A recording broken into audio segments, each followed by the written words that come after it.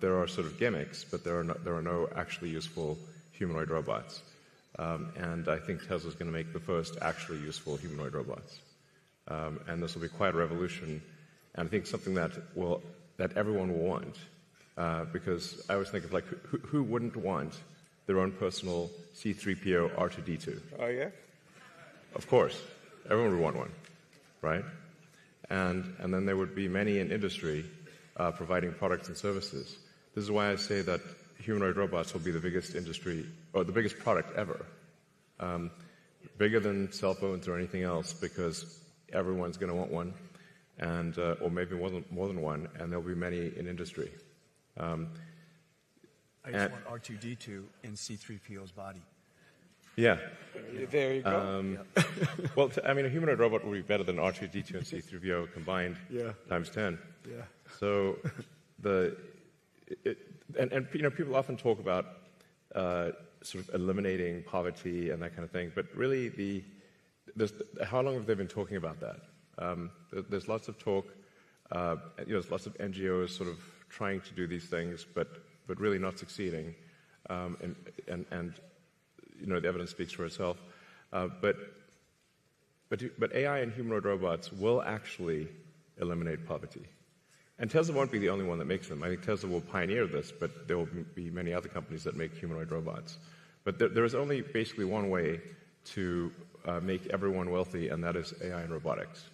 And we heard it yesterday from His Royal Highness, his vision, how to augment our workforce with roughly tens of millions of robotics to be able to infuse the next wave of productivity and progress. But this scares a lot of folks here when it comes to the future of jobs. So let's hear about your thoughts, Elon and Jensen, on that. Sure. Well, if you say, like, in the long term, where will things end up? Long term, I don't know what long term is. Maybe it's 10, 20 years, something like that. For me, that's long term. My prediction is that work will be optional. Optional? Optional. So... We'll take that. Yeah. I mean, it'll be like playing sports or a video game or something like that. If you want to work, you know, in the same way, like, you can go to the store and just buy some vegetables, or you could grow vegetables in your backyard. It's much harder to grow vegetables in your backyard, but some people still do it because they like growing vegetables. That will be what work is like, optional. Now, between now and then, there's actually a lot of work to get to that point. And I always recommend people read Ian Banks' culture books to get a sense for what a probable positive AI future is like. And interestingly, in those books, money doesn't exist. It's kind of interesting. And my guess is, if you go out long enough, assuming there's a continued improvement in AI and robotics, which this seems likely, the money will stop being relevant at some point in the future.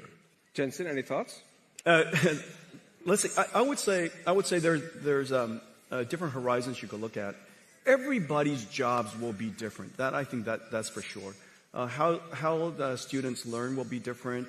How people do their work will be different, obviously, because a lot of the things that we do mundanely or arduously or very difficultly are going to be done very simply. And so we're going to be more productive from that sense.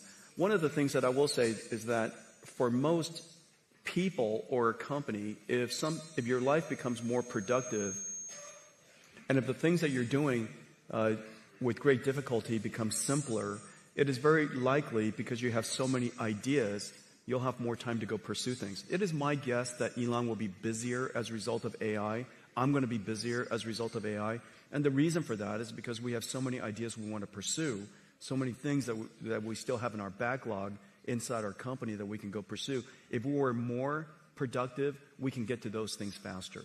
And so in the near term, I would say that there's every evidence that we will be more productive and yet still be busier because we have so many ideas. One thing that I will say, give you some evidence, is that, and I was just telling Elon about this earlier, radiology, for example, has largely been converted to AI-driven radiology, and there's some really great companies doing that. And the surprising thing is the prediction that all radiologists would be the first jobs to go was exactly the opposite. The trend shows that there are more radiologists being hired now as a result of AI. And the reason for that, if you take a step back, it's because the goal of a radiologist is not to study the images. The goal of a radiologist is to diagnose a disease. Now the studying of the images became so productive, they could study more images, study more modalities, spend more time with the patients.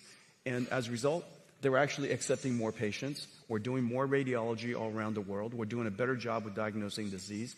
And so that's kind of the near-term outcome of AI and productivity. And we'll see what happens long-term. You know, when currency doesn't matter anymore, just, you know, let me know right before. You'll see it coming. You'll see it coming. We text often, so just yeah, we do. Yeah, just text it off.